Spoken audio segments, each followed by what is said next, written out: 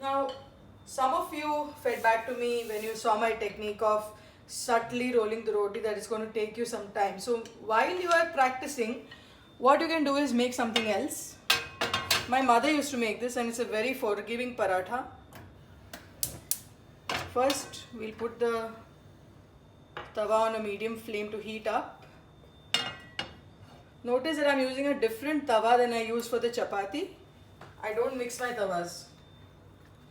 The reason being, when you're making chapati, it's dry. When you're making parathas, you're going to put a little oil or ghee. So, don't mix them. Right, so this is some chapati atta which I have. Again, I'm going to use the technique to divide the atta. This time I'm going to take a little bigger piece though than what I would do for chapati. So let's say I take a chunk of atta like that.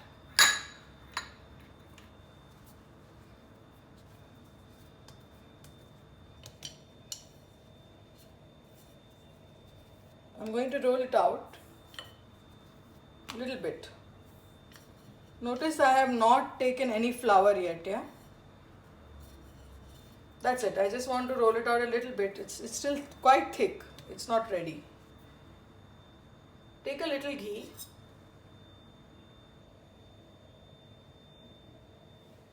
And then with your hand just spread it all over. Now fold it one way and press like that so that the air goes out from inside, and then press down on the sides. Yeah, same way. Fold once more, press down. Now you don't need flour because you've got a bit of ghee coming out from the sides, and that's going to help you to roll your paratha. Keep a watch on the heat of the tawa. It feels pretty warm to me now. Remember my technique of keeping your hand close. If you start feeling the heat in 3 or 4 seconds to your hand, it's hot enough. That's the lowest flame right now. We'll increase the flame when we put the paratha on. So now here there is no rolling technique. You just do that.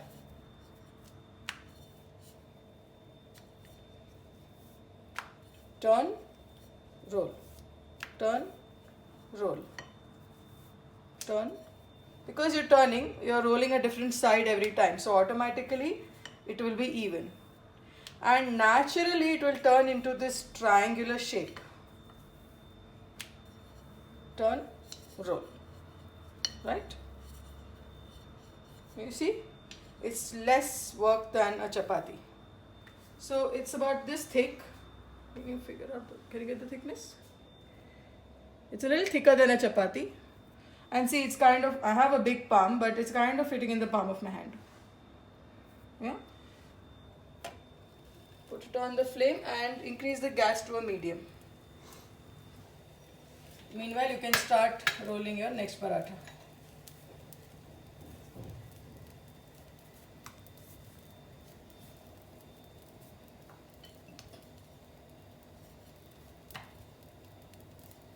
Same thing, make a small round first. Take a wee bit of ghee. We're not taking a huge amount here. And then smear it, fold it. You do that so that the air escapes from the center to the sides, and then you press down the sides. Turn, same thing, press down the sides. And again you have a little ghee coming out from the inside, so use that itself. You can see small bubbles forming here. It's time to turn the paratha on the gas. So, bit of multitasking involved in cooking, guys. And I see that it's taking a little while, so I'm going to increase the flame a little more. Now back to my rolling. Roll, turn, roll, turn. One more roll, turn. So you're rolling all the way from one end to the other end. If the end starts coming with you, just take it backward and forward again.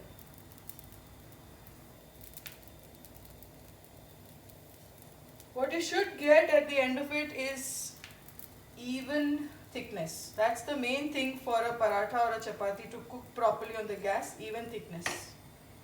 If it's thick on one side and thin on the other side, you will not get a well cooked roti or paratha.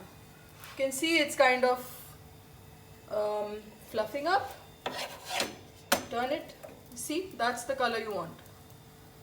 And you see it's still fluffing up. You can now increase the flame almost to full. At this point, if you are like super health conscious, just cook it on the gas and take it off. But if you want an extra crispy touch, just a couple of drops of ghee on both sides.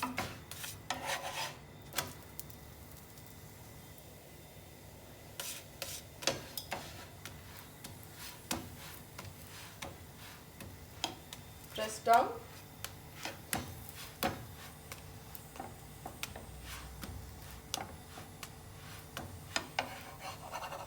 And turn once. And press down the other side as well. I'm pressing down the edges because the edges are thick plus they are layered, because remember we folded the atta twice over. So it's kind of a layered paratha. So you need the sides to cook properly. The center will cook on its own. It's smoking a little, that's expected because I've put a little ghee. But once you finish cooking, so that's the color you want, that's it.